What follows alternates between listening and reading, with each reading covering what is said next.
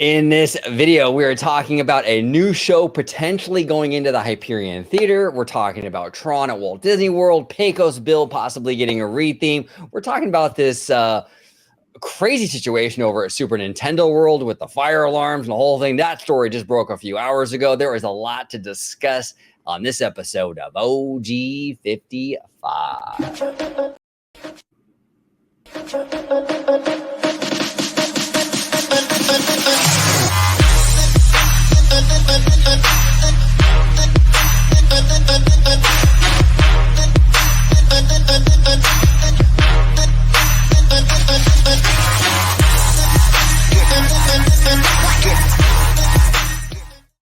Welcome aboard to another episode of OG 55. I have a fantastic panel joining me today. My brothers, my family, Mr. Vast Sky, and down below, George, the Disney Family Man 23. I'm going to start with Mr. Vast Sky, Dr. Dre, the lawyer of all lawyers, the host of Freshly Squeezed here on the channel. Welcome aboard, Dre. For clarity, and not a lawyer. I don't know why I'm the lawyer of all lawyers, but all right, well, but however, a couple of things about Disney that I can talk about. So I do appreciate you having me on, OG. Thank you, George. It's wonderful to see you once again. If anybody wants to follow me, you can go and do so right down here at Vash Sky. Go ahead and type that in. It should pop up for all the, as Christine Waysons McCarthy would say, for all the robust discussion right there. And if you want to see me, well, it's going to be on the channel watching right now at Orange Grove 55. We have wonderful shows like the one you're watching right now. Citrus Corner, where we go into everything behind that. Sorry about that. Citrus Corner, where we go into everything at Walt Disney World. More accurately, I do apologize getting them all. They're up there. Orange Nerd, where we go get into everything behind the camera right there, and Story Geeks, where we get into everything in front of the camera, or the what's happening with the stories that really impact our lives. And my show there as well, Freshly Squeezed, your source for juice, news, and info, squeezed fresh right from the Grove. There we go. And down below, D23, the family man in the hoodie. Welcome back, George. If you can let everybody home know where they can find you on social media, my friend. Absolutely. Glad to be back to talk about, as Mr. Vaskai calls it, these robust discussions, if you will. But yes, I'm George, the Disney Family Man. You can find me on my YouTube channel, Disney Family Man 23. You can interact with me on Twitter at Disney George. Check out the new podcast I'm part of, A Walk with Walt. And of course, you can find me here on my home base at Orange Grove 55 with Citrus Corner with all that sweet, juicy, but sometimes sticky Disney news and info. Pay attention, it's Joe time. Yes. All right, let's dive into our topics today. First topic on the list, the Hyperion Theater at Disney California Adventure. There are rumors, pretty heavy rumors actually, circulating that we might get a new show here at the Hyperion. And indications are that it might be themed to Hercules. Now, Hercules has been getting some love lately at Disney. There are a lot of screen time on the new fireworks show and what have you. And I believe even in Happily After, Hercules is coming back up again. But let's go ahead and dive into this. I'm going to go ahead and share your screen, Dre. Please. This news comes to us via Scott Gooston. However, some people were reporting it maybe a little bit before then. I know when we were hanging out with our own Dude Trust Me Bro, that was the first person who alerted it to us, basically saying, hey, look, listen, keep an eye out. There's going to be a show in the Hyperion. It is coming. And sure enough, here it is. And the way it was described was very similar, right? Limited time, right? It's going to be something just like a temporary kind of thing. And sure enough, here we have it. This via Scott Gooston here. Disneyland is exploring a new limited time offering for summer 2023, but that's not all that is confirmed for now. Disney Auditions recently posted a casting call for a, quote, limited run Broadway caliber show at Hyperion Theater. The listing says show details will be announced soon. However, at Walt Disney World News today here, it looks like they had a little bit more of this scoop, and they were connecting some dots together, and you can kind of see how some of the roles kind of fit a little bit of the casting that would be mandated for a show like this as it relates to Hercules. So you can see this likely matches the Fates here. Number 2, this likely matches Meg. Role 3, this likely matches Hercules, and then so forth, right? So just based on what we're hearing internally from wonderful sources and from the casting call itself, it looks like there is a show coming into the Hyperion, and it looks like it might actually very well be Hercules. And Hercules has one of my favorite all-time Disney songs, Go the Distance. I mean, Absolutely. anytime they utilize this in any kind of Disney show, instant goosebumps. Yes. It's a banger. It's absolutely a banger. Yes. But and there are some wonderful visual effects that can actually be part of this show and bring this story of Hercules to life, right? So they have that big kind of projection screen back there now, in which you can actually host any number of fanciful Greek mythological things on there, right? They have done, let's say, flying creatures before in the past, as we know with Aladdin and the flying carpet. You never know. Do you have a flying Pegasus? Maybe that's possible. There are a number of things they can do to incorporate the story of Hercules into this theater. And I think it's just a fantastic fit, honestly. And to be honest with you, this is, one of the reasons why I keep harping on the Hyperion is because it means a lot to the ecosystem of the entire Disneyland Resort, not just DCA, right? It encourages park hopper sales to get over there and see something of a Broadway quality type show. It rounds out your day at DCA if you're only in that park for that day, because we all know that it doesn't have the number of attractions that Disneyland does, right? So this is vitally important. It's so exciting to see something go in here. absolutely. George, what are your overall thoughts on Hercules coming to DCA?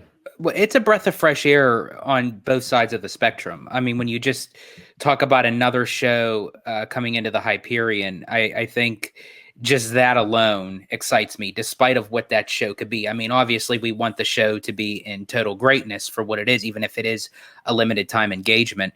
But just to have a show back into the theater itself, it's a very unique type of theater that is privileged to Disneyland, because as big as Walt Disney World is, we don't have that type of Broadway style theater there that holds a permanent show. Aside from at Disney Springs, you have like the Cirque du Soleil and what have you. But I mean, to this caliber inside an actual theme park was very distinct and unique to Disney California Adventure. But the fact that Hercules is going in, I'm so glad that Disney is kind of pulling away from that typical, let's do the Little Mermaid or Frozen 2 or, something that's already been done before, and actually put something in that's different and unique and something that we may have not seen before. So both sides of the spectrum, for the show itself and for the Hyperion, I'm quite excited to see what's in store for it.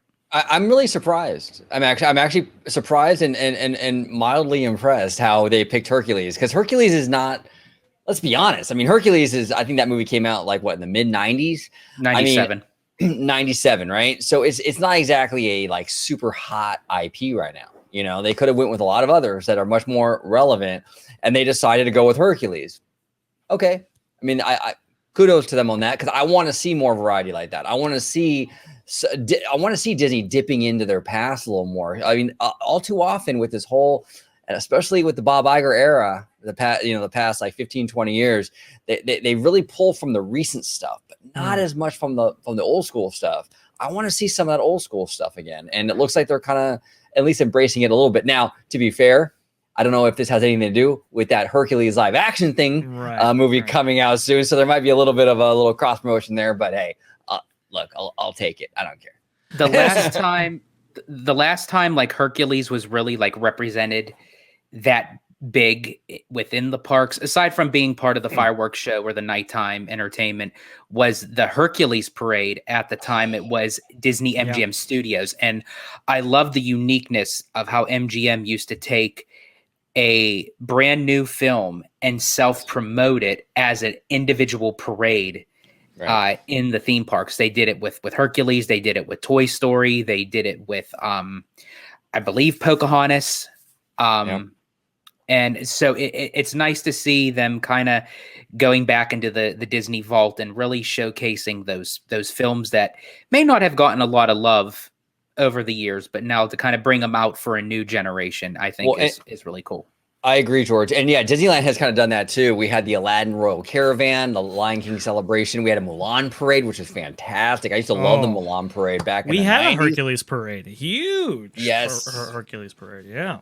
Every Renaissance era movie had their own parade pretty much. It was a cool little tradition that they stopped doing eons ago, but those are some great parades, really great parades. They were, and I think with this show here, I mean, it's quite interesting. I think they picked this show not just for the live action tie-in, but it's relatively, I think, straightforward to actually put on. Whereas, like Frozen, for example, right?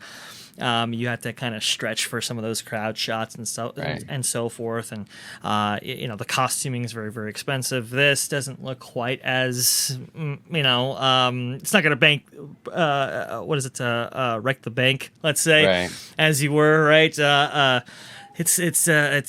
think it's a little bit more straightforward. There are definitely things that they've done before in this theater that would lend itself quite nicely to Hercules itself. So I think that's kind of like the other kind of factor as to why they may have chosen Hercules specifically. But George, you make a good point. I mean, the Hyperion is it is a fantastic venue.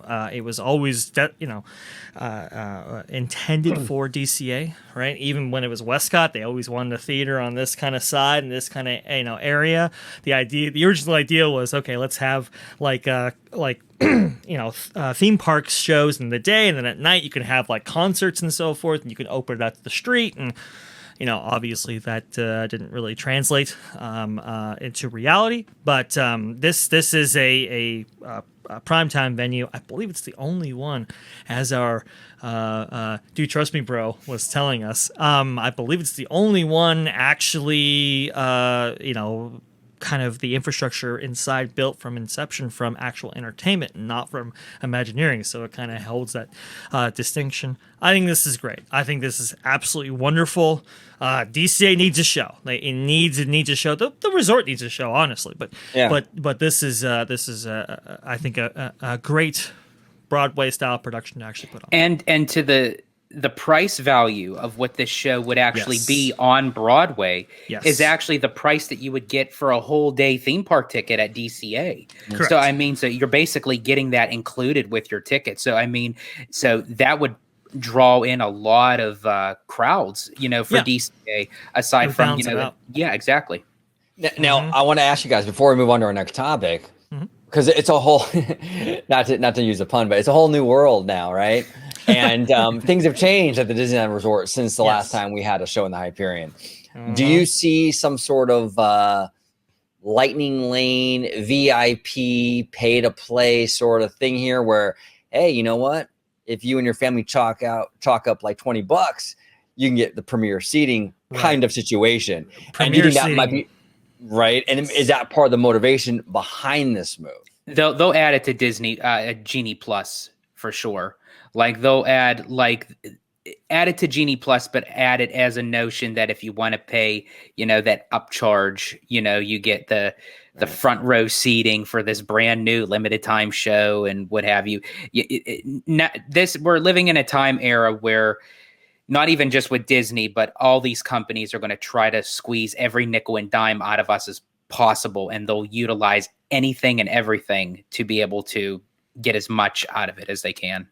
Yeah, if this was squarely in the Chapek era, I'd say absolutely they're going to monetize the crap out of this thing.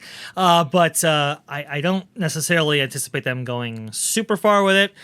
Premier seating for sure, and I don't know if it's going to be encased in Genie Plus itself, but it's definitely going to be an upcharge feature, I'm sure. So, and honestly, I mean, if that's what it takes to to get a Broadway style quality experience on and ongoing in a way that that I think the resort actually necessitates, then so be it. Absolutely. All right. Well, are you fellas ready to go down the bayou? Because I think we have some here we Tiana go. news. Yes. Let's rock and roll. I'm gonna go ahead and share your do. screen. Yes. Coming via Scott Goosen again. New, Disney is sharing new storyline details for Tiana's Bayou Adventure. Quote, when it turns out there's been a bit of a mix-up with the party preparations, Tiana invites us to meet her at Tiana's Foods to help with the missing ingredient for the party. So what is this referring to? Well, this is referring to a big Disney Parks Plug announcement going into the backstory of Tiana's Bayou Adventure. And I keep telling folks, hey, they're not going to do the movie. They're going to do a very elaborate backstory, probably set up in the queue, which I know, OG, you're not necessarily a fan of, but they actually mention it here. Walt Disney Imagineering is creating an original next chapter story for Tiana within the attraction queue. Guests will discover, blah, blah, blah, blah. And so... yeah. Before we move on, let me just throw out a disclaimer to our listeners and watchers. We are going to give our truthful opinion on this as respectful as possible, but of what we are going to explain what this is not directly coming from us. We are reporting of what Disney had released. So I just wanted to throw that out there. Yeah. Yeah. And what has Disney released? Well, guests will discover that she continues to grow her business with Tiana's Foods, an employee-owned cooperative. Combining her talents with those of the local community, Tiana has transformed an aging salt mine and built a beloved brand. This is we're pretty far from the events of Tiana as we saw them in Princess and the Frog at this point. Now we're going off in a completely different direction. I thought she only had ambitions for a restaurant. Apparently she had a chain empire in mind, and we didn't actually know about. And in her pantsuit. Exactly. And I just want to go ahead and highlight this here. Picking up where the story left off, Tiana continues bringing people together with Tiana's Foods, another treasured meeting place to spend time together and celebrate a diverse community. Tiana is also working with cooperative members to teach gardening and cooking to children of all ages and inspiring other women to run successful businesses as the brand grows nationwide. Look, I'm going to be honest with you. This doesn't necessarily seem like a compelling narrative for a thrill ride or to book vacation packages itself. I don't know a lot of people who are like, ooh, let's visit the co-op, as part of their Disney adventure. I don't know about this one, guys. And I think we've seen a lot of hesitation from other places as well, as that park place actually goes on the list here. This is somebody responding to this. Y'all took away a ride based on genuine African-American folklore for this fairy tale, not to mention that the location that you chose to base it off of, the Avery salt mines, involved real slaves and slavery. We will get into that. Yeah. You now have a ride directly tied to slaves. Congrats. Yikes. Sounds weird, doesn't sound in line with the movie. It's like Living with the Land is being overlaid on Splash Mountain. WW Pro here says very similar, something very similar to Ashley. And Michael D, you give me Dr. Facilier and throw this backstory in the trash. People are not super excited about this, and this is kind of was one of my fears going into this. How are people going to take this? How is this going to how is this going to go off when people are expecting one storyline and they're getting another? Yeah, no, it's interesting.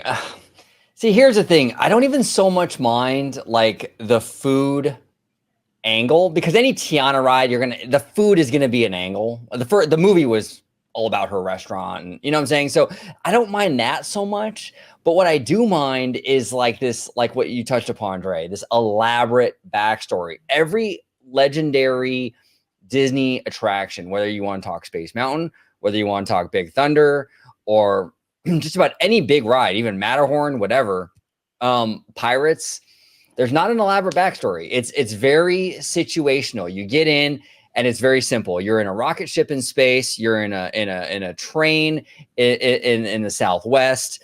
You're in a haunted house, right? Or you're in a boat just in the middle of a town where pirates are pillaging. There's not these complex storylines that you have to consume before you ride the ride to understand it. Right. The food stuff is fine. I get that. It kind of works because a lot of the stuff inside Splash Mountain already there's a lot of carrots and stuff that they can reutilize. I get that.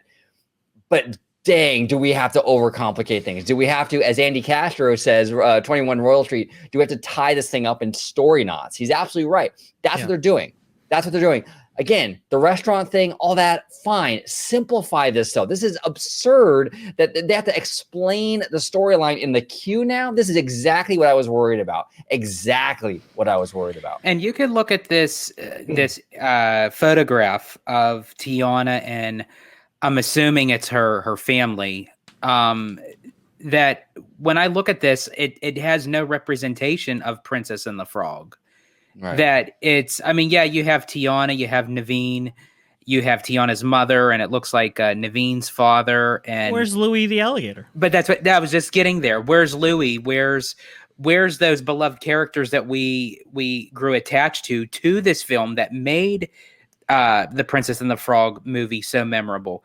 Now, I have to ask, and I'm not trying to sound rude, I'm not trying to sound ignorant, but the woman on the right, is she Caucasian with a pasty white face? I'm assuming so. I don't know. So. Okay, because I wasn't sure if, and that's not me being. I'm just curious because they made her like they put clown makeup on her face. It's supposed to be diverse. I mean,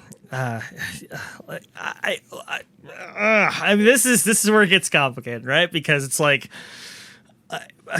okay, so let's take the racial implications. Let's put that to the side just for now. Let's just talk about the kind of the merits of this whole thing. And OG, I agree with you when it comes to elaborate backstory, right? And we've seen this throughout Imagineering's history, where it's just hey, let's have an expedition up into Everest, right? And then let's encounter. Simple. Yeah, let's encounter some mythical beast up there. Cool, good. Indiana Jones. There is depth to that story if you want to explore it, but basically you're just going into a temple in the middle of India. That's been uncovered. Dr. Jones, is in there. With this, just to even understand it, you're going to have to not only know about the Princess and the Frog movies, events, and so forth, but you're going to have to now really be tapped into this storyline as it relates to the aftermath of the movie. And it's just very, very complex just to even understand where this is going right here, because I think a lot of people are going to get on expecting, Dr. Facilier, Ray, all that kind of stuff. And now it's oh, we got to find an ingredient. Wait, find an ingredient? Where was that in the film? And you're going to have to be taken down this path. And I think that's going to be kind of difficult for a lot of people to kind of wrap their heads around. I don't know how they're going to actually do that in the queue. Splash Mountain didn't have any necessarily set up for the events that actually take place in the mountain beforehand. How are you going to do it here? I just don't know. Well, and here's the thing too. I think it's there's little things too that are complicated, right? Okay, it's Tiana's business, right? Empire. Okay, just leave it at that. Do we have to say it's a co-op, employee-owned? It all this stuff feels very inside baseball, right? Forced. It just feels forced. Yes, we don't need to know it's a co-op or employee-owned. What is that about? And what guests are really going to even pay attention to that? You really expect that a family from Chicago, well, let's go there. A family from Chicago is going to go down there with their family of 5 or 4, and they're going to sit there and tell their kids, okay, well, here's the backstory to this. Here's what no one's going to do that.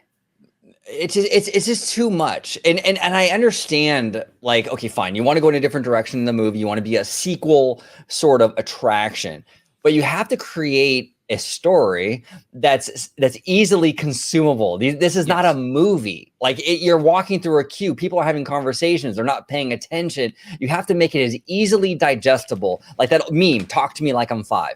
That's what we need. Okay, we can't have this elaborate like thing, and like we get on the ride and we're like, what is going on? This is a co-op or a salt mine like thing. What is this exactly? Well, It's going to confuse a lot of people. So how I many don't know people actually know, the what a co-op is. name Even. of, well, even when okay, so yeah, co-op, all right.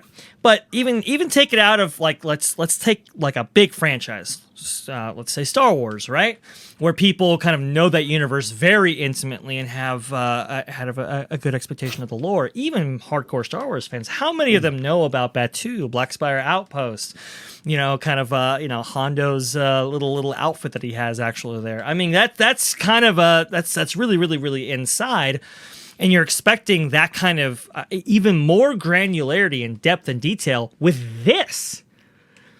I don't know if this is going to work. George, I'm sorry. I believe you were going to say something. Oh, no. I was just going to say something as simple as just doing the movie. It's like Common Core math for this attraction. They're literally taking 10 different routes to get to the same answer that they're trying to do. Just do what everyone was expected when they made this announcement back in, what was it, March 2020, that they were going to do a Princess and the Frog inspired attraction to replace Splash Mountain. If they were going to do that, just do the movie. Princess and the Frog, you sit in the log, you go down the bayou, and you retell the story. If you were going to do that, they don't like the movie. They don't like the IP. That's the weirdest thing. They've chosen IP they don't like. But here's the thing too. With all this backstory, and we're going to get into of it actually involving, slavery and what have you, what is this going to do for the actual movie when people actually figure out what this attraction is? Because remember, this is now going to be set after the movie. Mm-hmm. So now when people put on the film, The Princess and the Frog, they're going to have the insinuation in their mind, okay, so we're watching this movie, but we're going to, after this movie, it's going to move into where it's like these very problematic issues. Yeah, it is what it is. It's problematic. Everyone is calling Splash Mountain problematic for certain reasons, which I can understand. It was back in the olden times, but it's talking about characters that were created to tell children, where this is involving actual, even though it's fictitious, but real people set in a real time. Well, the issue here, and I'm glad you touched upon that, George. The issue here, and there's a fine line between being inclusive and acknowledging a culture and just being stereotypical, and it's a fine line, Now, Dre, I'm going to ask you. We're all going to discuss this, but like, I'll start with you. Like, sure, you're look. I'm a white guy. I mean, I know everyone's so shocked. I know. What? I'm a white guy. I know. I'm blowing minds right now. Well, but like, Dre, as a person of color of Latin descent, right?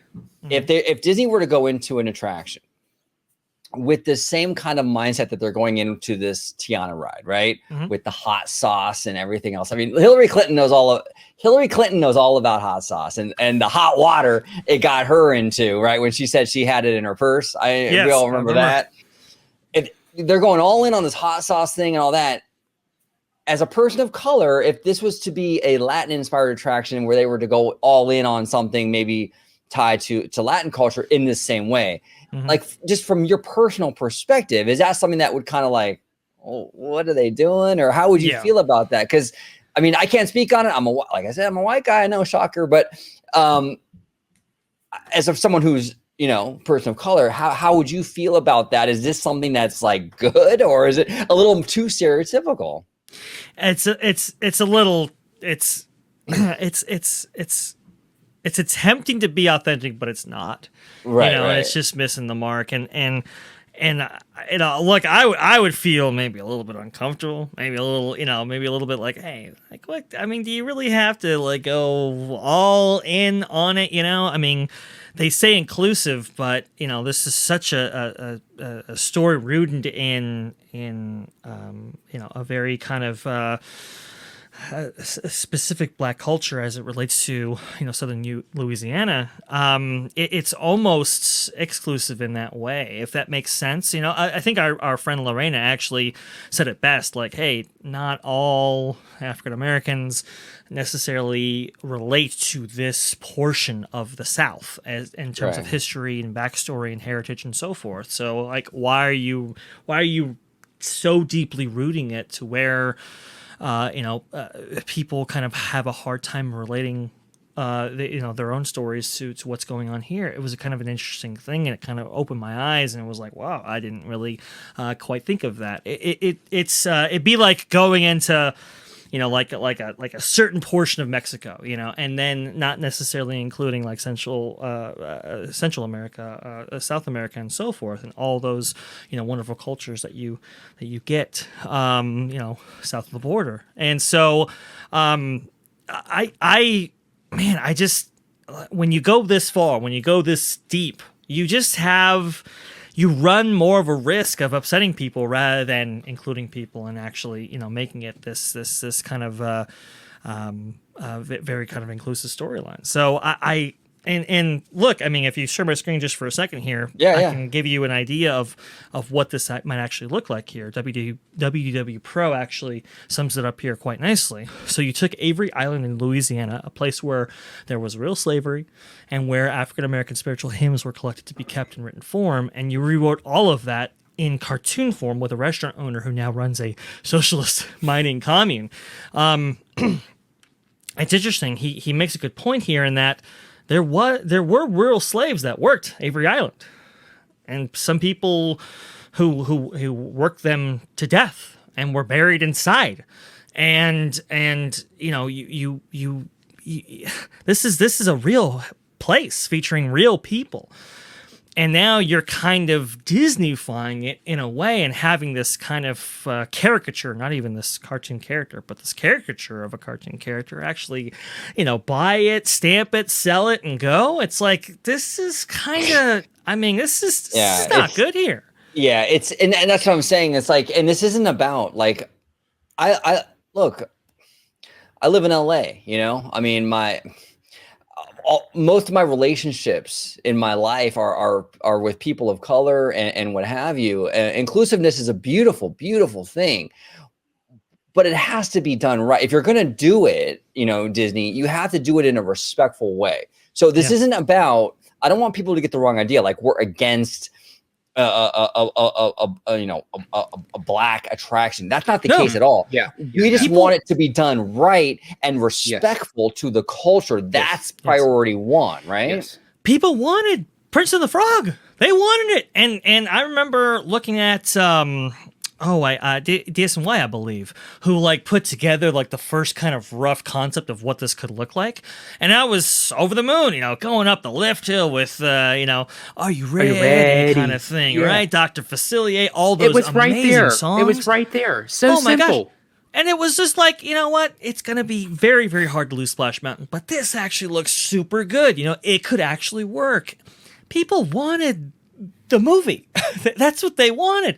And that's what I want. When you have this all kind of like mashed over it, now we're getting into some really problematic elements when we're talking about real slavery and the impact of those real people, right, by this fictitious narrative that's kind of been stamped over it.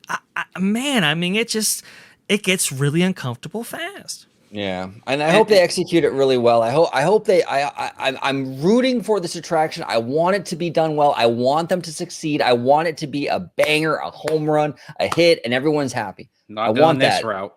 But I'm sorry, really not going this route. I hate to be a negative Nancy or a Debbie Downer, folks, but I mean, Disney, I'm sorry. I'm just going to call you out on it just a little bit. Do your homework. Do your research before you actually tie in a beloved Disney film or a beloved Disney character. When you're tying it into something that really now is genuinely problematic, that is genuinely an issue, an ongoing issue that happened way back when, and that we're still dealing with, unfortunately, today. Is if you're going to do it to something to this of a sensitive degree, you have to work your way around it to respect it and give it justice. And it's almost like they are, I hate to say it, not like making fun of it, but like where they are placing a real life situation. And it's like, okay, let's just water it down. Let's just like make it to be as if yes. And I'm sorry, I'm not okay with that because I'm sorry. I just really quick. I just want to just go ahead. I'm sorry that I have a lot of people in my life that I grew up with. 95% of them were African American. I grew up around them. You know, it was probably, you know, that I hold respect for this community. So as OG had pointed out, again, this is not us bashing the attraction for what it is supposed to be. We are bashing it for what it is now, what it should have been. It should have been based off of the beloved 2009 film, The Princess and the Frog, point blank. Well, and if they're going to go a different route, which is fine, do it in a way that's more respectful than the Avery situation and all that. Like, you just have to handle it differently, right? And there's a lot of potential here with this attraction. You know, a lot of potential here. So much potential. It's a great IP. It's a fantastic movie. The New Orleans thing, I love it. The fact that we're expanding that at Disneyland, that's awesome. There is so much here to work with, but some of these decisions are not the best, and they are very concerning. Can I ask you fellas something? No pun intended, but since we're already down this rabbit hole, let me ask you this. Do you also think that the angle that they did not go, because if they had to incorporate Ray as a character, would to have involved the voice actor who portrayed him, which is Jim Cummings? I don't know if they have. Yeah, you're insinuating that they have issues with Jim Cummings. Yeah, and you know, maybe that's one of the reasons. Why would they have issues with Jim Cummings? There were allegations against him during the very height of the Me Too era that may have implicated him directly and so forth. And I think that's kind of that kind of thing. I think he had those issues worked out, though. They haven't removed him from Hondo, for example, right? Yeah. So he still has a theme park presence in multiple areas. But do you think, like, just like of all together, like when they had everything stacked up against them, it's like, you know what? Let's not even. Because I'm saying at the time when this was released, it was the time of the height with the Me Too movement, the circumstances of what happened in 2020. I think you could easily write a storyline that could omit Ray, but still have some of the other things that we loved about that movie. If in fact Ray was the only issue, I don't think he was. I think think the bigger issue for them was, well, we can't have our first,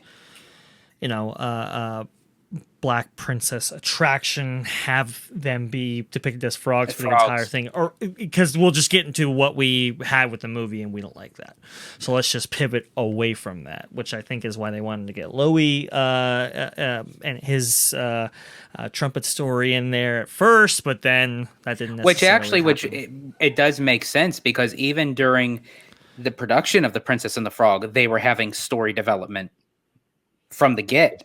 Tiana, her original name was supposed to be Maddie. Mm-hmm. And because Maddie depicts a slavery name, so to speak, that they ended up changing it to Tiana. And then the look of Tiana herself, where, she didn't have, the right kind of nose. She didn't have the right kind of hips. She didn't have the right kind of behind, and it was like they were just going back and forth with the right kind of hair. And it's like, I even remember, if you fellas remember, even Ralph Breaks the Internet, when they created Tiana having the kind of messy afro hair, where they had to go back and change her hairstyle back to like the pulled back ponytail at the last minute before the film was released. So there's a lot of issues involving Tiana within the company, and it's like they're trying to oversee that, but they're overdoing it by trying to not get it to that point. Well, it becomes so analytical. It takes the fun out of it. But go ahead, OG. Well, and there's something to be said about like trying too hard.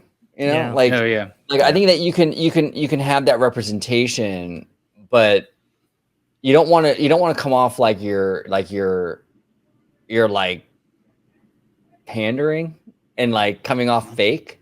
And a lot of this feels like that. A lot of it feels disingenuous. A lot of it feels The- not authentic. It's not The more you try too hard, the more that's when you could start offending people. right. Because Right. everything that you're trying not to do, it ends up coming out anyway. And in a I different wonder form. I wonder if they're having some second thoughts on this because they dumped this information on us on like a Friday evening, which is really weird. Usually you drop this on like a Tuesday, Wednesday kind of thing. Friday evening is when you want to bury some stuff. So why are they dropping this huge announcement going over the storyline that I'm sure they want people to engage with on a day that nobody's actually going to see it? That's And a very interesting thing there. And you would think that Disney would have released this info, because don't tell me they just came up with this idea right now. They had this already in their back pocket. They should have made this announcement beforehand to kind of that's something that I would have loved seeing at a group table meeting. Like, show us actually what it's supposed to be about. Right. Get our input, get our reaction. Then maybe you tweak it, you change it. But when you show us this last minute, and just to say, if it's not gonna go too well with the public, then guess what? You're at the point of no return. Yeah. Well, it's interesting, and look, maybe this community, this Black community, will embrace this attraction. You know, we don't know. I mean, I'm not, like I said, I'm a white guy. I mean, I'm looking at it from that perspective, but maybe they will embrace it, and hopefully they do. But it just looks like, I mean, from where we stand now, it seems like very, I don't know. It's not necessarily creatively driven or like, fun driven or thrill driven or, all these other things. It's a little bit of an agenda there, and it's like when that starts to seep in and color some things, you get some results that maybe you weren't quite expecting. Well, 100%, right? And it's like the whole thing about the co-op. That all that gobbledygook, it doesn't matter. Like that doesn't. None of that matters. Just say Tiana, since her restaurant has expanded her business, she owns. Now she's looking for. Now she's got these farms. She's growing these the crops, what have you. The whole co-op employee-owned thing is like, look at us. It's like, definitely that. It just comes off bad, and it's just like, I don't know. I'm upset about it because I think there's a lot of it's upsetting because there's a lot of potential here. It's a great IP that you could really do a lot with, and I think they're really kind of dropping the ball here, and they're kind of like overthinking it. And again, I'm going to go to Andy Castro, 21 Royal Street. They're tying themselves up in story knots, and it's so unnecessary. It's so unnecessary. Now I wonder, where Tiana might be getting that labor from, because it is supposed to be a co-op, right? And jeez. Oh no! No, this is terrible. No, Joe, this is a little in theme park joke right here. But I remember when salt mines used to be not the best place to be headed. So wanted to bring that to your attention, guys. But I believe we were going to go to maybe happier places. Pecos Bill, go ahead. Pecos Bill. Yep, George, and you are our resident Florida Disney World guy. So I'll let you do the honors and go ahead and kind of set the table with what's going on here with this Pecos Bill. Yeah, so kind of bouncing off to continuing the fun with Tiana and her restaurant chain, that she's actually also continuing this, coming over to the East Coast at Walt Disney World, that Pecos Bill Tall Tale Inn and Cafe to be rethemed to a Tiana-inspired quick service dine-in place. I assume it would be quick service. This, and again, it has nothing to do with Tiana. It just, they could retheme this to Tangle's hair salon, and it's like, I am a huge fan of Pecos Bill. It's a great place to, if you want to get something on the go. They have some of the best. The taco trio is absolutely to die for. The steak, the chicken, and the pork. The pork is the best. Anyone that while it's still Pecos Bill, if you're down there, you're in the area, grab the taco trio. I guarantee you, it won't disappoint. But I digress. I kind of. If this rumor is true, I am sad to see Pecos Bill go, but it does not surprise me. And it doesn't surprise me that if eventually all of Frontierland ends up becoming more of a Southern Louisiana, New Orleans style type of land because of Splash Mountain's transition to Tiana's Bayou Adventure. And I think that's where Disney's going to kind of incorporate it so the attraction's not sticking out like a sore thumb. Yeah. Go ahead. No, I would just say I actually love this era of Walt Disney animation. These Pecos Bill era, Mr. Toad, all that. I love that era. The animation was always so vibrant, and I'm just sad to see we're losing that character in the parks. I just enjoy this era a lot, and we don't get a lot of it in the parks anymore. And now here we go, being replaced. A lot of people enjoy this restaurant. This has been a fan favorite for forever, especially in the Magic Kingdom itself, and the fact that we have some Imagineers walking through there, taking some notes, and seeing what they can do. This basically indicates that they're looking at this as a prime location to set up a Tiana's Palace on the East Coast, next to will be her signature attraction. So. This is really kind of unfortunate, but it's not so out there considering what I've been hearing internally. I've been hearing that basically this kind of large swath of area becomes a little New Orleans, and that is how it is officially going to be incorporated into Splash Mountain next door and so forth. That's how you get around the kind of Frontierland problem. You just theme a lot of this to New Orleans itself. What does that mean for the Country Bears? I'm not sure. Well, that's what I was that they're safe. Right now, I believe that they're safe, but it still makes me question the fact because right next to Splash Mountain is Big Thunder. So if you were to take that area and kind of make it like a New Orleans style area, you would then have Big Thunder, Tiana's Bayou Adventure, along with the New Orleans, and then it goes back to the Country Bears. So you would essentially have Frontierland, New Orleans, Frontierland. And that's where I think the Bears are safe now. But I feel, and I hope I'm wrong, Disney, if you're listening to this, please, you've done it once over at Disneyland. Do not repeat this at Walt Disney World. Do not get rid of the Bears, please. Oh, but it's gonna be a Louis Alligator show. It'll be the Jazz Bears. They'll just play jazz. Oh, there you go. That's funny. I think the Country Bears are safe now and into the future. I don't think they really have big ambitious plans to replace them as well. One beloved attraction is more than enough, right? But how they incorporate into this, that's a fairly decent question right there. I mean, like I said, I've heard everywhere basically north of the Adventure Isle kind of area that they have for Pirates of the Caribbean, right up to Splash Mountain. That all changes, And then maybe Big Thunder is incorporated into maybe their plans that they had, let's say, for the, the Encanto or Coco kind of land, right, as it kind of cruises around Rivers of America. But maybe it just is on an island there for a little bit until that kind of thing gets sorted out. Big changes are happening. When we knew something was going to happen on the East Coast because, on the West Coast they've already announced Tiana's Palace coming to the French market, so they want to have an East Coast presence there as well, I'm sure, and looks like Pecos Bill is going to be the one. Yeah, and if I was Big Al of the Country Bears, I would start learning your trumpet. yeah, exactly, right? Yeah, we're taking lessons, Big Al, because you might need that.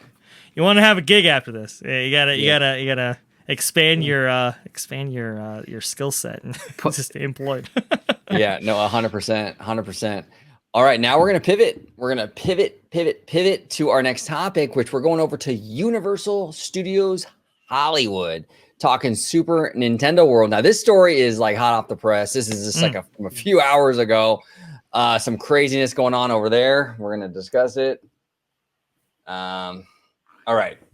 So give me 1 second. Okay, give me 1 sec. I'm actually gonna. If you can go ahead, Dre, I'm sorry, and click on MHawk's original tweet just so I can. There we go. So it says here the whole land had been exited out of a single tube, the green Mario pipe that in and out, the only entrance and exit into the land, out of the land. And it was mass crowding, and the alarms were blaring throughout the land, and none of the team members knew what was going on or what to do. I don't normally get anxious like this, but I don't even know if I want to go back, if I can, and then go back to Universal Core. I'm sorry, Dre. No, you're good. That's and Universal Core quote retweets it, says this is really bad and dangerous, poor design. Not much can be done to fix this. Is it even fire compliant? Now, here's the thing, and Dre, you brought up a fantastic point. I'm going to let you actually address that point in regards to being fire compliant, because I think your point is spot on in what's going on here. Yeah. But I'm gonna real quick though. I just want to say real quick, this tech rehearsal, and I've said it on videos. I've gotten a lot of support with those videos, but I've also gotten a lot of heat. You know, it's a sensitive subject. In my opinion, I think these tech rehearsals have been a complete and total shit show. We've seen things falling apart, filthy. It's gotten all bad. Everything that's in the media has been bad. Like the only thing that the general public has heard on the news is how overweight people can't go on the ride. It's been a shit show through and through with this tech rehearsal. And now you're having alarms going off, fire alarms, and people are not even, they're panicking and they can't get out because there's one entrance and one exit. It's been a disaster. Dre, go ahead. Explain what we're seeing here with the fire code and all that. We talked about earlier on the phone. And kind of go from there.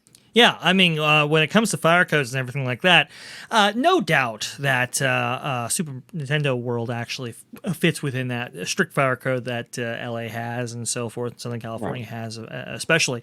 That is without question in my mind. But it is probably predicated on having multiple, back areas by which you can actually get people in and out through egress and ingress traffic right there.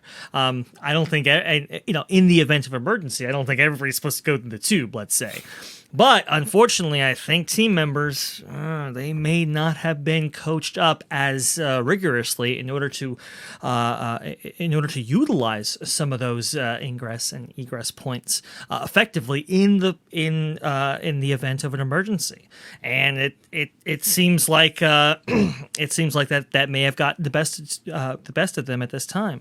You have to think.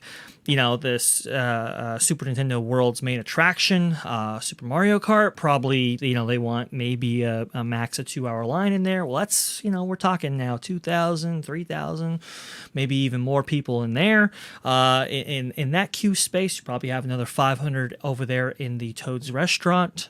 You probably have an associated, maybe anywhere between a couple hundred, maybe even 1,000 or so, actually interacting with the land's various elements. Then something might happen on Super Mario Kart where you have to evacuate people from there, and now you have 3,000 people kind of coming up on this area of the land at once, and it may have just simply overwhelmed the system, and through bad training and ops that wasn't necessarily mitigated to the extent that it probably should have been, and maybe that was approved in the planning process when it comes to fire safety and evacuation procedures and so forth. Yeah, and this gentleman here says, "Hey, Cal Office. Cal Office is actually the fire marshal office, their Twitter account. You want to go slap some wrists and make sure the employees are trained on evac procedures and capacity limits because they seem to be failing." And that's exactly what we think is going on here. In that they let too many people in. I agree with you, Dre. I mean, I think that the land itself is absolutely up to fire code. I mean, it would be extremely shocking if it wasn't. I mean, I'm sure all those dots are dotted and the T's are crossed. All that's good, but all it takes is for team members on the ground to let too many people in, and then you have a problem. Right. Exactly. When you go into a restaurant and it says capacity 200, it's fire coded for 200. If you let 500 in, well, now you have a problem. Yes, and I think that's kind of what's going on here. And this is the thing, though. It's a lot. This tech rehearsal has been a lot of bad news. It's been a lot of maintenance and falling apart stuff. It's been overweight people can't get on the ride, and now you got this fire thing. It's just been one thing after the next. Go ahead, Dre. Well, didn't they change the procedures when it comes to the AP preview system, right? Because they had a very strict, rigid AP preview system that apparently didn't go off necessarily as well as they had hoped. They sent out emails saying, hey, come one, come all, you can come back. You don't have to register through our process that we had before. You can just come and go as you please, basically. Just sign in here and go, well, but those systems were put in place in order to kind of manage people inside, right? Well, when you take those systems off, you have a little bit more than maybe you should have.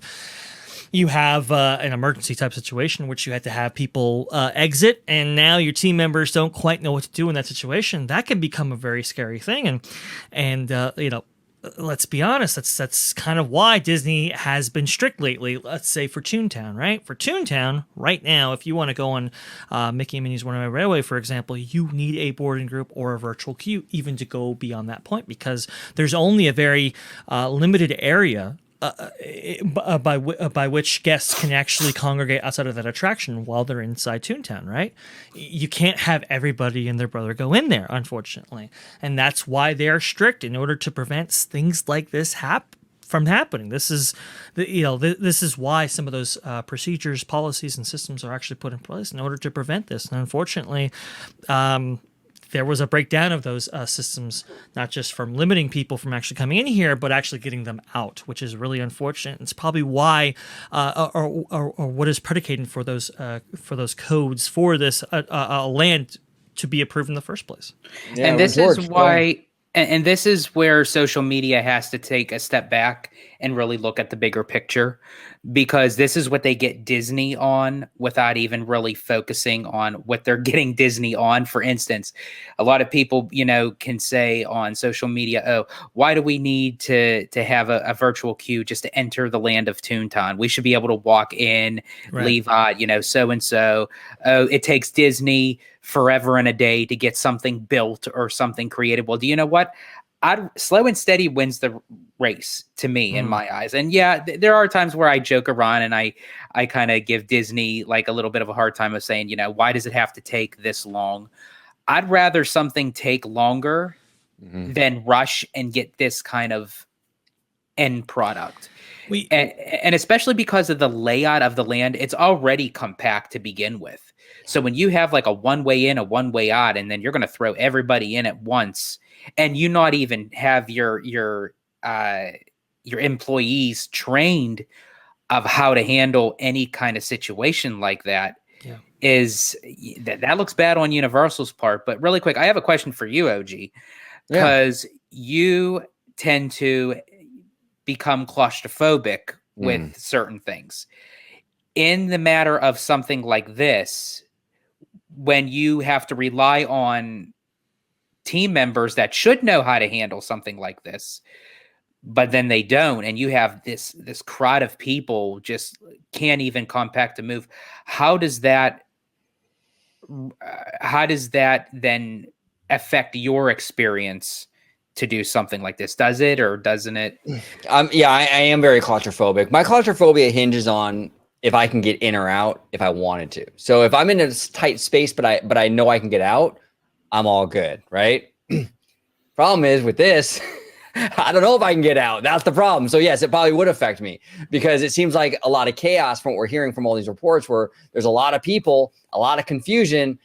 Yeah, that would freak me out. I think that would even freak out a lot of non-claustrophobic people, this is the issue. This is why there's fire codes. This is why there's capacity limits, because if you have too many people in one tight spot like that and panic sets in, people can get hurt. This isn't like easily. very easily. This is a very serious thing here. This is not like I would agree with you. I'm just saying, I would agree with you that even though I'm not a claustrophobic person, just being amongst all those people of not being able to move, it's like I got to exit here. I got to take a breather. Well, right. We know they let's say they rushed opening, right? We know they did that with the condition that we're seeing some of this land in, and they are overcoming them, little by little, and that's great. I just didn't know that they would rush ops, and it looks like they rushed ops, and to the detriment of everybody there, you could have had a really serious situation, or a really serious incident actually arise out of the situation. Had some things happen differently, and that's as theme park proprietors, you have to know when they are in your park, you are responsible for them. When they are putting themselves into a ride vehicle, you are responsible for them from that point on. So it's something that we should be cognizant of as theme park proprietors and stewards of these brands and lands. Yeah. Now, as we're talking about Nintendo World, I did a solo video on Nintendo being upset about kind of the quality or the issues going on here. Mm-hmm. And I haven't had you guys on since that video. Mm-hmm. Dre, I'll start with you. Like, what are your thoughts on that? Because we don't know for sure. This is not, to be fair, we don't know for sure. We're hearing it from Universal Core, who's a friend of the channel. We love Core. Yeah. We're also hearing it from, let me go ahead and share my screen real quick. We're hearing it from Universal Core, but we're also hearing it from the inside Universal boards from Chris Galindo, who we've heard from some friends that he is pretty solid source in these boards, and he's saying, along with Core, saying that yes, Nintendo is indeed not too happy.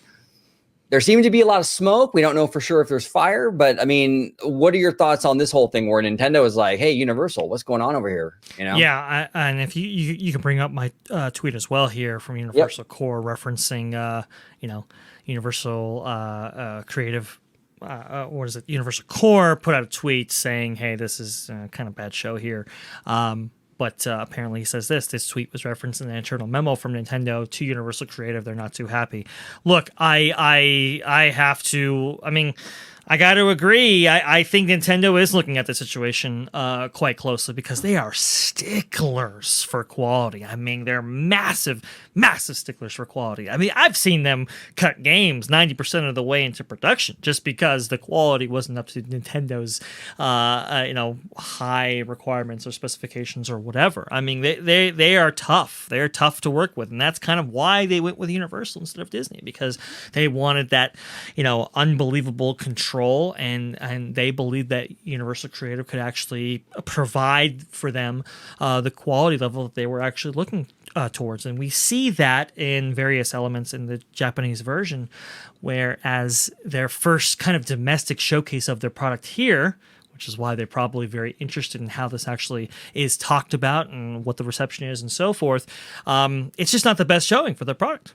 Just the bottom line. And so I have to imagine that a lot of this stuff is getting back to them, whether it be tweets like this, whether it be internal, memos or discussions like you just brought up with the previous graphic. Go ahead and bring that up right now. I am sure that this is getting back to them, and I'm sure they're not happy.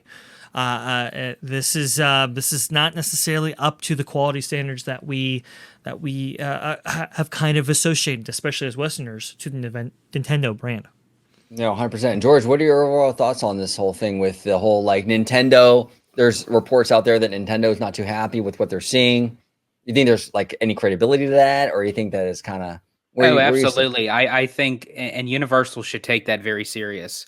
Because as Dre had said, they are sticklers. They thought that dealing with J.K. Rowling when it came to Harry Potter was very attention to detail. So is Nintendo. And as Dre had mentioned, that's why they leaned more towards Universal, because it's like, okay, they can represent a product and bring it out full-fleshed, and seeing that again in the Japan version of the land and what have you. So they pretty much said it was like a rubber stamp, sign, seal, deliver. Universal knows what they're doing. So I think Nintendo kind of not made it laxed for them, but they kind of figured that they knew what they were doing. But then when the news got back to them of seeing, okay, this land is opening way too early than it should, stuff's falling apart, stuff is very lackluster. Now they have these fire codes. It just seems like every single day you're hearing something, and I hate to say this, negative about the land. And I wonder how far Nintendo will go before they really start meaning business. Well, that's the thing. And like, I don't know the details of the contract. I'm not going to pretend like I do, but that matters big time, because if Universal only has the rights to the Mario and Donkey Kong stuff right now, then the rumors of a Zelda land is in jeopardy. Because what's to say Nintendo isn't fed up and like, this is not what we signed up for. Exactly. We might as well have gone with Disney at this point.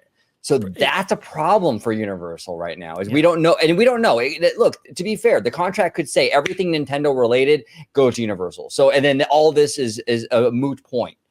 But it might not. It might be like the Marvel thing where it's only certain characters. And if it's only certain characters, Universal is in a world of hurt right now. They better kiss some Nintendo ass and make sure they're happy. Otherwise, you're not getting Zelda or anything else. That's true. That's true. And I wonder what the make good might be towards Nintendo if they really have a problem. Do they give up a little bit more of those merchandise rights fees, or food, fees or whatever? There's a kind of a split of the profits there. Does more of a percentage go to Nintendo for a couple of years while these things are addressed? I don't know.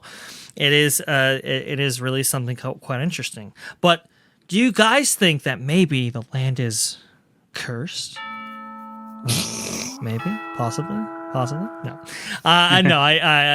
I think they'll work it out. And look, to Universal's credit, they are already kind of working some things out. So if you want, go ahead and share my screen one more time here. This comes to us via Andy Castro.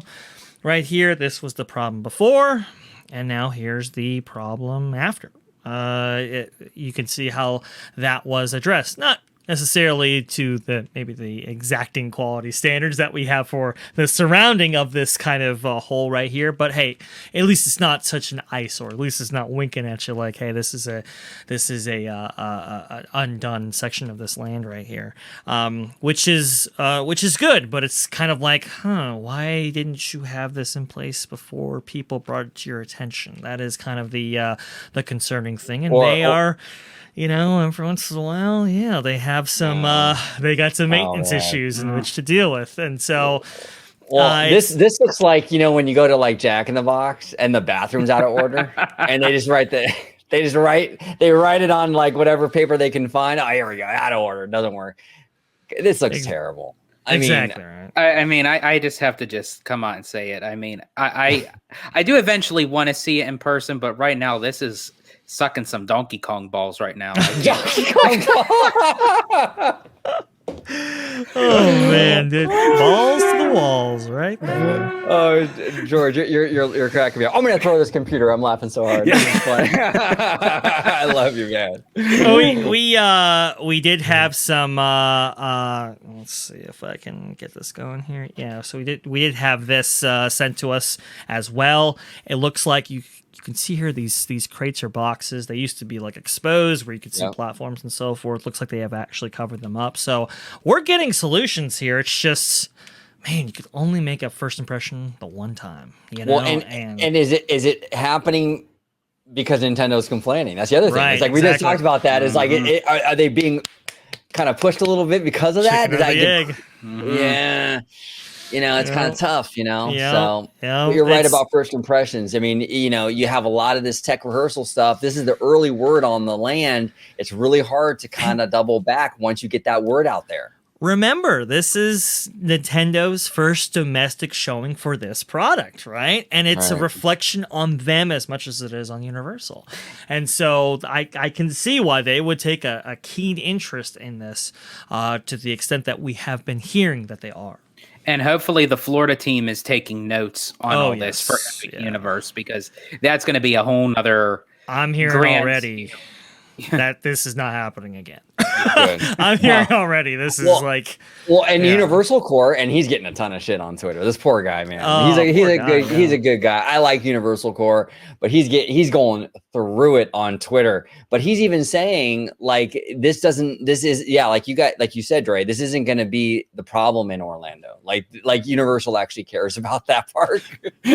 Like I guess I don't know what that means, but I guess they actually care about that one, so they're actually doing it right. So yeah, it's just going to be us. Yeah, say Levy. But hey, look. To be fair, we are planning a show with Theme Park Wizard about our Universal trip to Hollywood last week. And that's going to be pretty much over the moon positive because we all had a great time. And there was a lot of good there. So we're not trying to just crap all over Universal. There's going to be a big show where there's a ton of great stuff we're going to talk about, including that Secret Life of Pets ride, which blew my mind. I love that ride. So a lot of good stuff coming, y'all. But hey, look. We got to call it as it is. This tech rehearsal has not been good.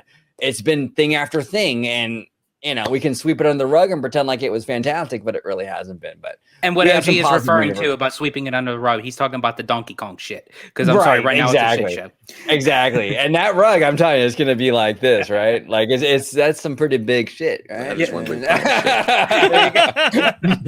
Some Donkey Kong. Right. Yeah. Woo. Okay. We're digressing quite a bit. Let's talk Tron. Let's talk Tron. So Tron is also we're also having some issues, right? Yes. Well, you can show my screen here. Okay. Some issues, but they did release a POV. So Tron. There we go. Right there. Got to get in the mood there. So they did release a POV, which is great. It's great to see that it is an operational standard by which you can actually be recording and doing all this kind of stuff. That's great. But some people have kind of noted it's a little bit shorter than I expected. Yes, that's true.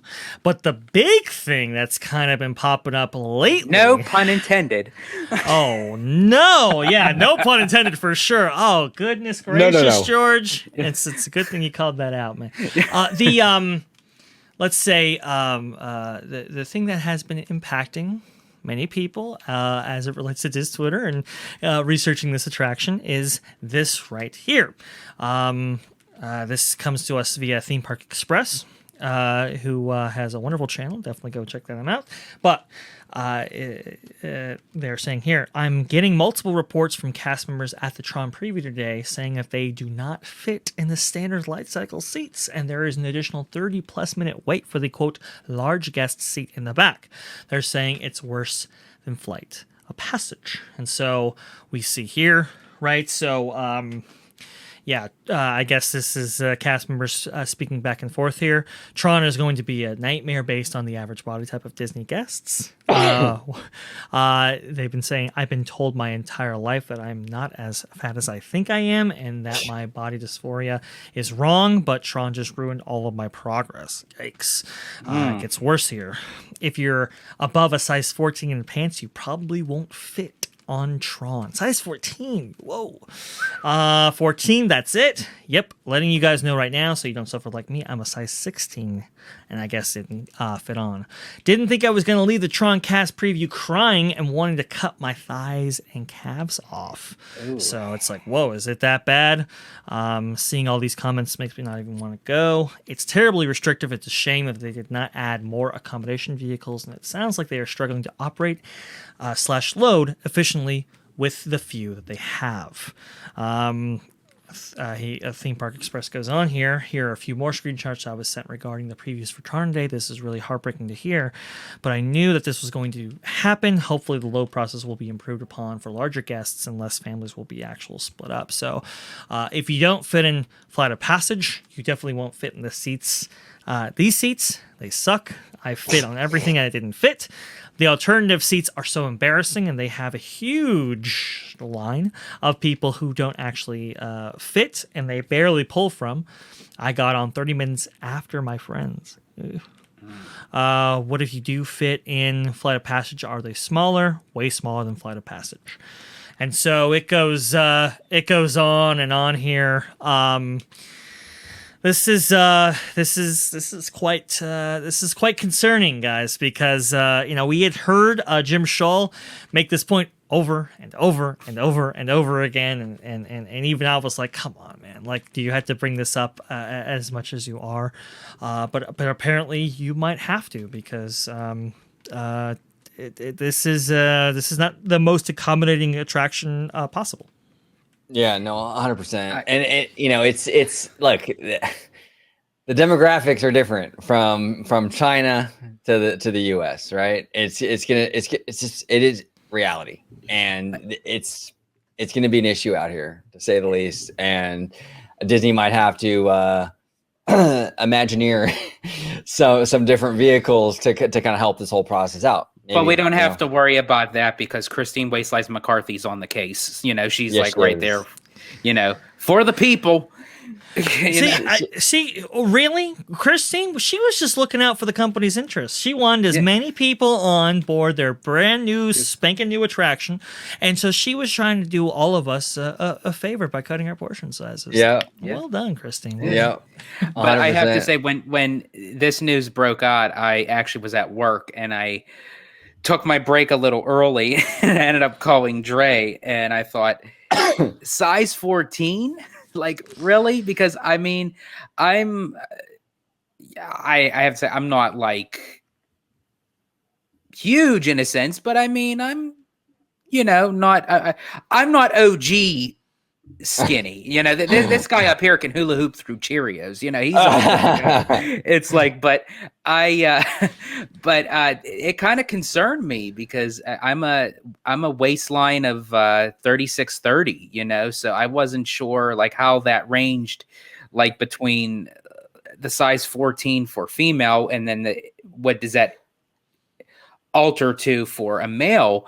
But and then as I was talking with Dre on the phone, that I remembered that Tom Corliss from WDW News Today, he went on Tron in Shanghai, and to no disrespect to Mr. Corliss, but he's not a small guy. I mean, he's not overly,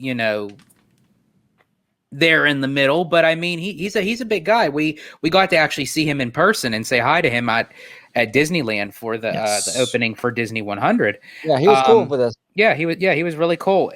But I mean, so this is where I kind of am a little bit confused, because people that are saying that they can't go on it, but then then somebody tweeted that they were 6'3", a little over 300 pounds, and they went in just fine. They said that getting into the vehicle was kind of a challenge, but once they were in, they were fine.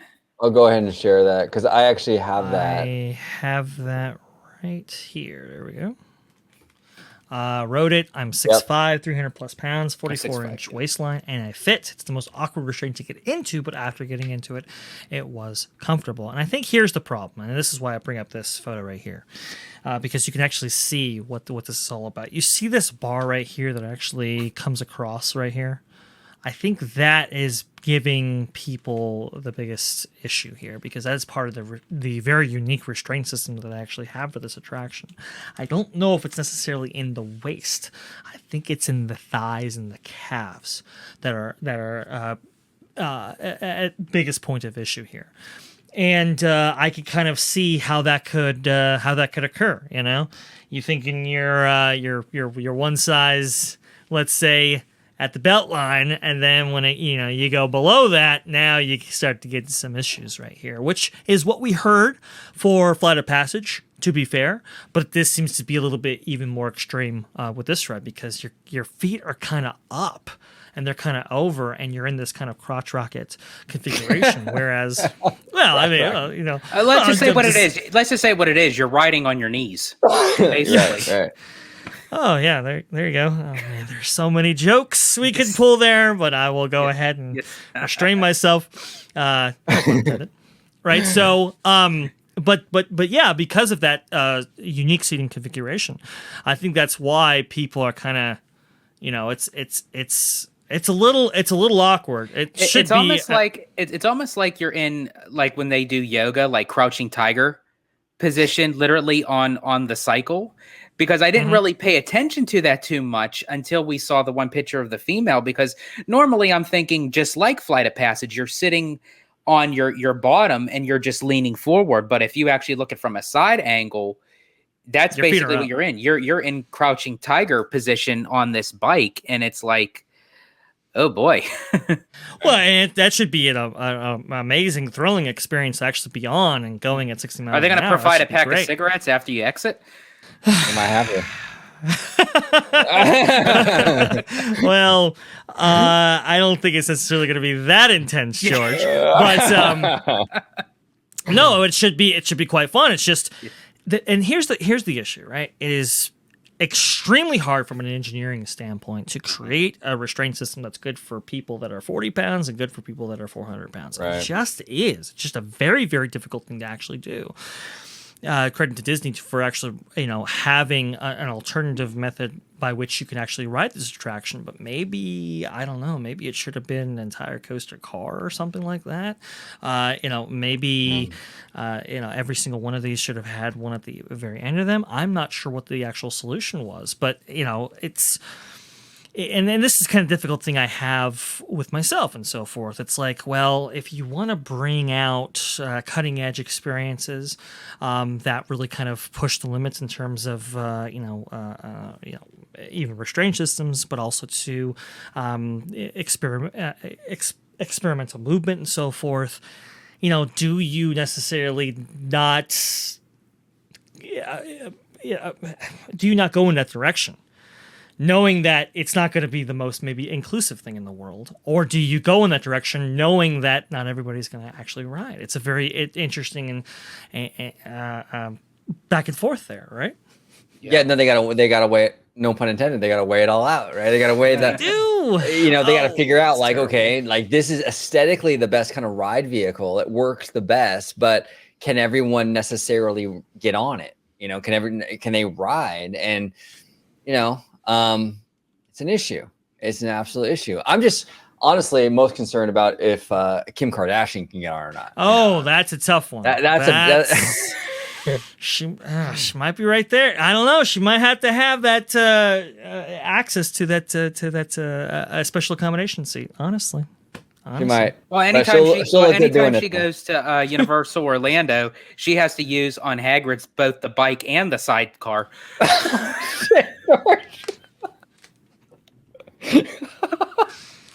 Oh shit! Yes, folks, we only have high-class stuff on this show. Yeah. Can I just say for a moment, real quick, that George is a national treasure. Oh man! Oh boy!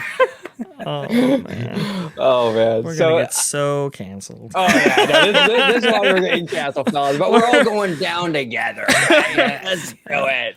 All right, let's do it. Let's embrace it. Yes. Well, I think that concludes today's show. I think we've covered it. I mean, we can cover other crazy topics that we would never necessarily cover. We've already done, fat shaming. We've already done, salt mine. Indentured servitude talk. Hey, let's just bring it all up here. Yeah. Let's talk about 1940s Germany for a little while. Throw it all in there, right? Yeah, it's crazy. A lot of hot topics today. Maybe this should have been a Rumble exclusive. In hindsight, maybe it still can be.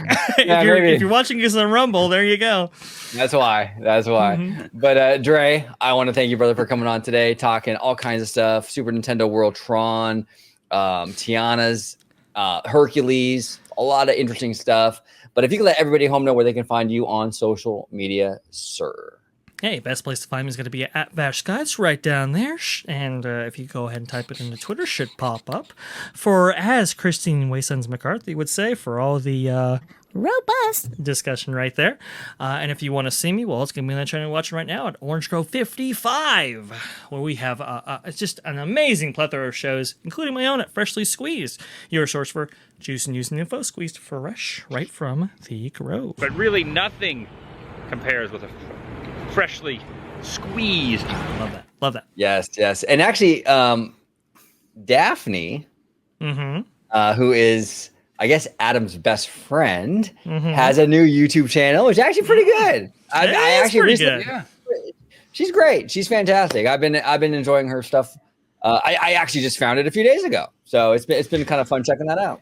Which I thought was kind of funny because I was wondering why she was carrying around a camera with her when Adam was doing his vlogs out of Disney 100.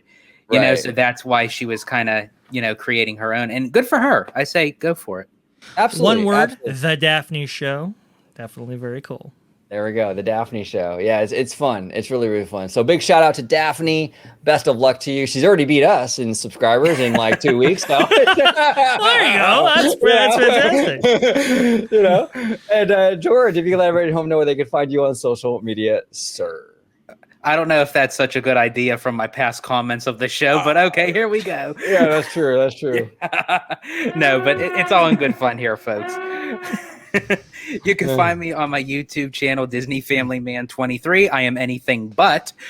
You could interact with me on Twitter at Disney George. You could find me on the new podcast, A Walk with Walt. And of course, you'll find me here on the channel Orange Grove 55 with Citrus Corner, with all that sweet, juicy, but sometimes sticky Disney news and info. Yes. Very much. There you go. And before we close it out, OG, if you could do me a favor, I know you probably don't have it ready, but for our old buddy showcase, could we show him someone that could actually fit on that Tron light cycle? We can do that. We can close it out Carl's Jr. style. Thank you all so much for watching. Smash that like button. Smash that subscribe button. Comment down below. We would love to hear from you. It's been a fantastic week. Met a lot of great people at the resort. We all have like Provost Park Pass, and just Dre, you went through the whole list. I mean, there are a ton of fantastic Ordinary Adventures, Justin Scar, everybody. It was just awesome. It was amazing, amazing, amazing, amazing. Comment down below. Thank you for watching OG55, and as always, have a wonderful, wonderful day.